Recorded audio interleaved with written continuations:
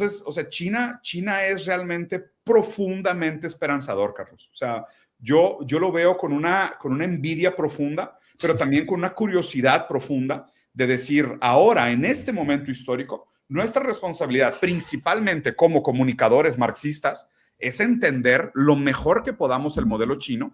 Estoy completamente de acuerdo. Y sí, la misma experiencia, uno se queda impresionado completamente con lo que ve. A mí me llevaron a lo que me dijeron era la ciudad más pobre del centro de China.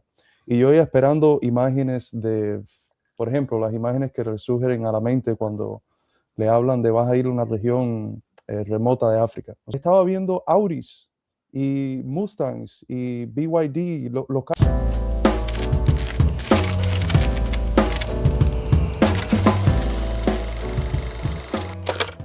大家好，欢迎来到本期视频。先来介绍背景啊，本期节目来自中西部马克思研究所的西班牙语播客《逃离洞穴》，名字取自柏拉图的《洞穴隐喻》，寓意挣脱西方主流意识形态的认知枷锁，直面真实世界的唯物主义分析。这个研究所什么来头呢？2020年由哲学教授卡洛斯·加里多博士和政治分析师爱德华·史密斯联合创立。短短几年间，已经成长为美国最大的马克思主义智库。他在各大平台积累了超过50万粉丝，他立场非常鲜明，马克思列宁主义、反资本主义、反美帝国主义。更值得一提的是他的运作模式，不接受任何企业赞助或广告，完全靠粉丝通过打赏和众筹支持。一个靠粉丝打赏生存的马克思主义智库，本身就是对资本主义运作模式的实践性抵抗。主持人卡洛斯·加里多，古巴裔美国哲学家，南伊利诺伊大学哲学博士，他还是美国共产党教育部长、美国社会主义研究杂志主编。他著有《纯粹拜物教与西方马克思主义的危机》和《为什么我们需要美国马克思主义》等著作，研究领域涵盖马克思主义、黑格尔、19世纪早期美国社会主义，近年来也转向研究中国特色社会主义。他的古巴裔背景让他对拉美政治，尤其是古巴问题有着独特的观察视角。而作为在美国成长的马克思主义学者，他又深度参与了美国共产主义运动的实践。而今天的嘉宾迭戈·鲁扎林背景同样硬核，他是巴西人，现定居墨西哥，工业设计师出身，精通5门语言。他真正的身份是自学成才的哲学家和职业 UP 主，专攻斯宾诺莎、马克思、本雅明。他是西语世界最具争议也最火的共产主义博主，拥有超过180万粉丝，影响力辐射整个拉丁美洲和西语世界，是拉美左翼意识形态的权威评论员。好，话不多说，我们一起来看正片吧。Voy a preguntarte un poco sobre China. Me habías mencionado de que estuviste un tiempo un mes y medio en China. Yo también estuve el año pasado en China, estuve una semana en China. Y una de las cosas que pensé es imposible llegar acá y no darte cuenta de manera indudable de que el socialismo es completamente superior. ¿Cómo fue tu experiencia ahí en China el mes y medio que estuviste? Uy, hermano, una locura. O sea, un sentimiento que describiría ahorita como agridulce, ¿sabes? O sea, un poco por lo que acabas de decir, en el sentido de, o sea, tú llegas y ves el salto civilizatorio que dieron en 100 años y te mueres de envidia. Te mueres de envidia. Yo me moría de envidia, Carlos. O sea, me llevaron, o sea, la visita fue muy interesante. Visité 3 provincias, o sea, 3 estados, que digo, la gente tiene que entender que China es del tamaño de un continente, ¿no? Entonces, hablar de 3 estados es como visitar 3 países en el sentido tradicional de la palabra. Y visité como 20 y tantas ciudades. Nos llevaron a todo tipo de proyectos. Fuimos a visitar iniciativa privada, proyectos híbridos, o sea, empresas que eran cooperativas, pero que también tenían capital privado. Fuimos a visitar empresas estatales, visitamos megaproyectos, fuimos a 12 zonas, dos zonas económicas especiales, muchas zonas turísticas también, obviamente, algunos eventos culturales y a una serie de eventos del Partido Comunista, ¿no? O sea, algunas entregas de premios, algunos eventos de foros sobre la relación entre Latinoamérica y China. Fue un viaje sumamente interesante, sumamente enriquecedor. Empezó en el Museo del Partido Comunista Chino, o sea, eso me encantó. Literalmente el primer día, se cuenta que nos despertamos y fue visita al Museo del Partido Comunista Chino, que es una joya, una locura. Te cuenta los 105 años de historia, la revolución cultural de Mao, el ascenso de Deng Xiaoping, la apertura económica, todo es increíble. Gran museo. Pero una de las cosas que más me marcó a mí en este tema que tú dices de la superioridad del modelo, más bien, ni siquiera yo diría del modelo socialista chino, que definitivamente es el tema central, es la aplicación de la ontología de Marx a las condiciones específicas de un país. Porque esto es para mí parte clave, ¿no? de entender el proceso de China. O sea, el marxismo tiene una compatibilidad filosófica con el confucianismo y el legalismo chino. O sea, esto es fundamental. O sea, por ejemplo, es muy difícil tratar de buscar una compatibilidad entre el marxismo y la teoría decolonial de las filosofías autóctonas del Perú, ¿sabes? O sea, tal vez vas a encontrar algunos puntos en común, pero como la filosofía decolonial y este regreso a las filosofías autóctonas tiene una base filosófica, ontológica, idealista, no es compatible con el materialismo de Marx. Esto es lo central.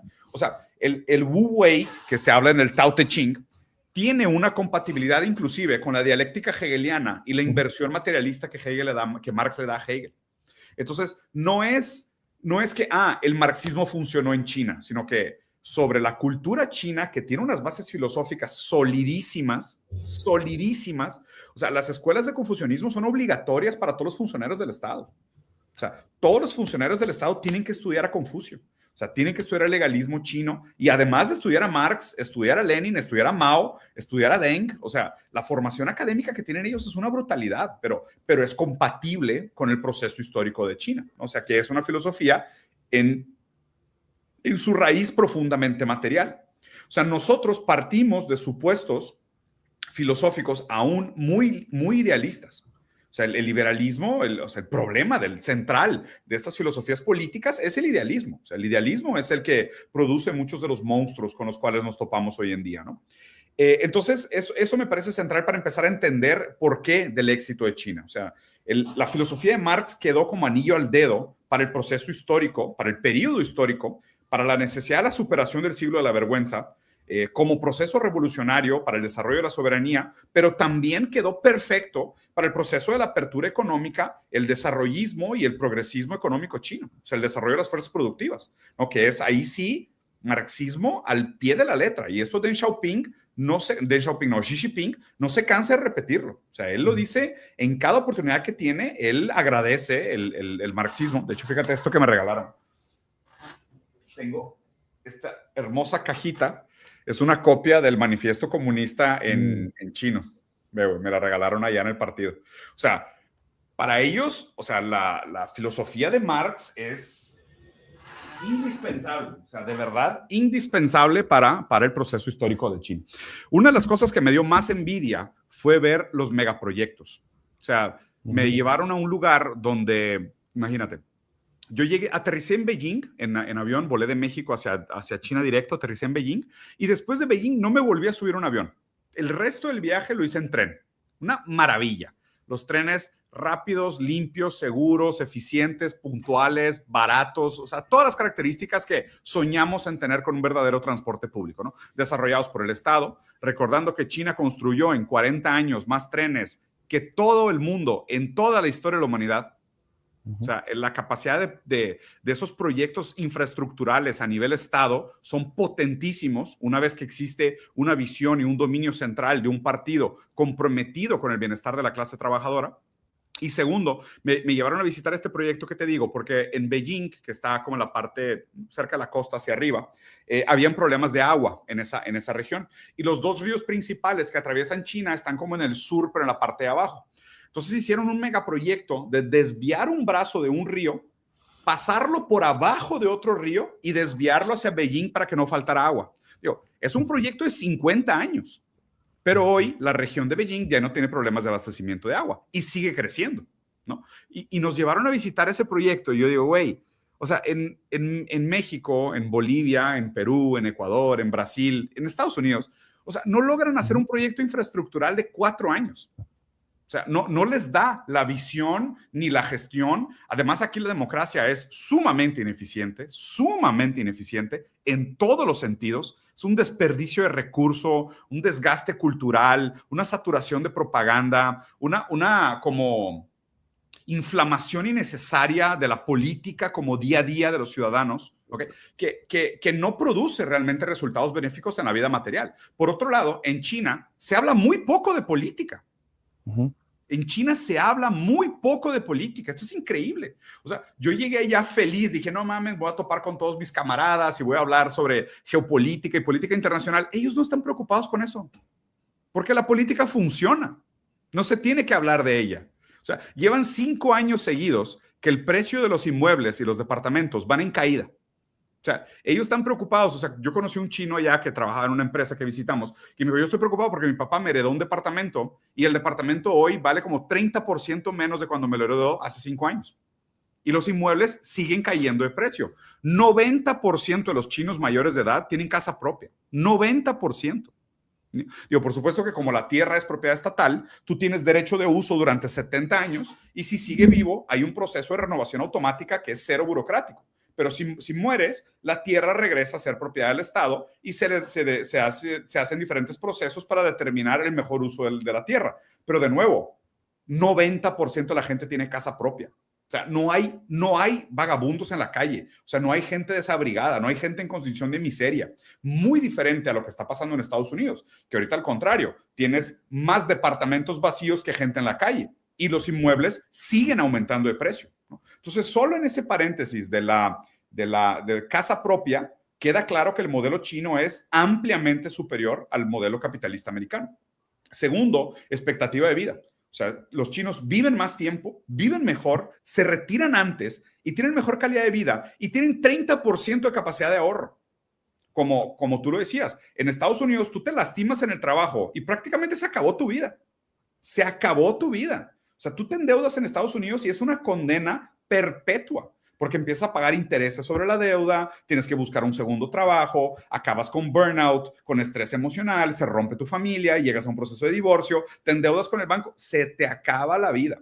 O sea, el americano, o sea, de hecho en China ahorita está la broma del deadline, no sé si lo has visto, que los chinos literalmente se burlan de Estados Unidos diciendo que en Estados Unidos existe una línea invisible que es la línea de la muerte. Tú cometes un error y perdiste en la vida, perdiste en la vida. Perdiste. O sea, te meten a la cárcel o entras en buró de crédito o, no sé, posteas un tuit equivocado. Se te acabó la vida. Se te acabó la vida. Y aquí también se entiende muy bien por la explicación que da Gilles Deleuze en el libro Sociedades del Control, Control Societies, que habla de cómo los mecanismos de control ya no son lo que describía Foucault, ¿no? De vigilar y castigar y el control de los espacios y los cuerpos. No, ahora los mecanismos y los algoritmos y los sistemas están tan integrados que tú ya entras a esta carrera de ratas en puros sistemas que se retroalimentan entre ellos, casi en un sentido cibernético, de qué calificación tuviste en la secundaria. Entonces, ¿a qué universidad puedes acceder? ¿A qué puestos de trabajo? ¿Cuál sería tu salario promedio? ¿Qué tipo de pareja mereces? ¿En dónde vas a vivir? O sea, prácticamente en Estados Unidos, origen se volvió destino. O sea, tú estás casi predeterminado al lugar donde naciste, te condena a un fin.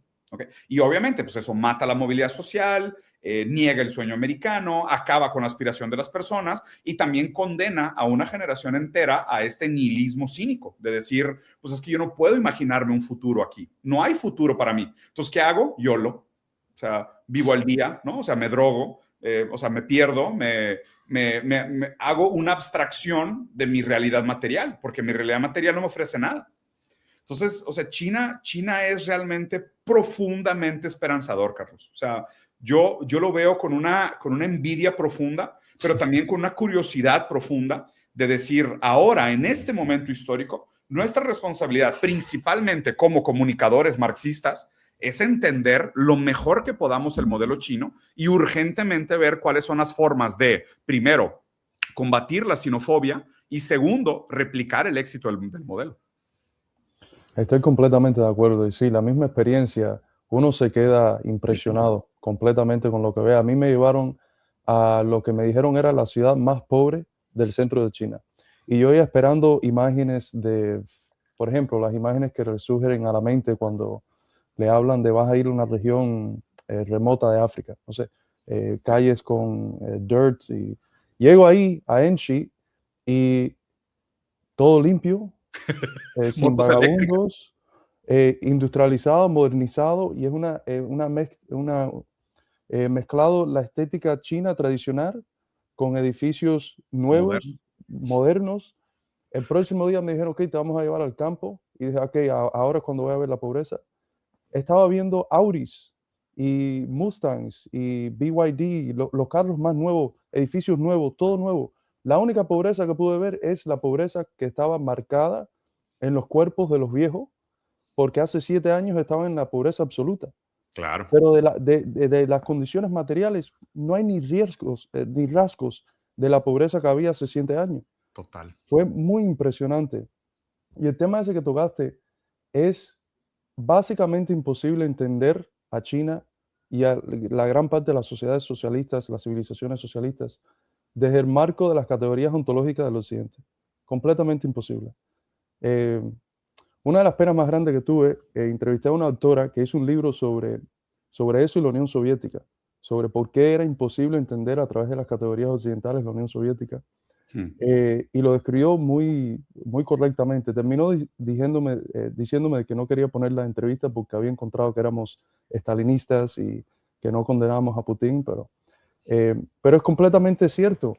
¿Cómo uno va a entender una civilización como la China desde el marco teórico que aprendes en los Estados Unidos? Liberal. Exactamente.